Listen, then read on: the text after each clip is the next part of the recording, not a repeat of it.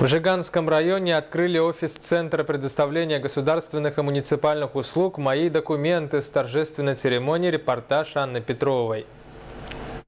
Прежде чем войти в новое помещение, провели обряд алгыс. С торжественной речью и пожеланиями выступили руководители организаций и предприятий. Для населения представители центра провели презентацию информационной зоны. На данный момент будут предоставлены одновременно 124 услуги в сфере социальной поддержки земельно-имущественных отношений, поддержки малого предпринимательства и услуги УФМС. Желаю центру развиваться. Большое спасибо администрации за предоставленные помещения, за поддержку и помощь в открытии данного офиса.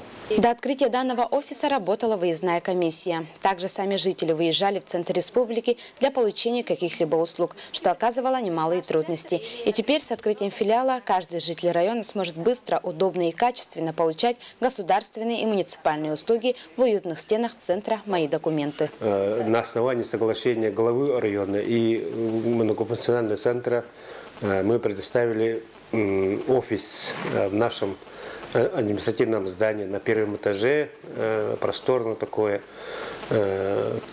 кабинет для работы этого филиала. Облегчение, значит, с одной стороны, облегчение труда, пенсионного тоже фонда, потому что часть наших клиентов подойдут сюда. Это по части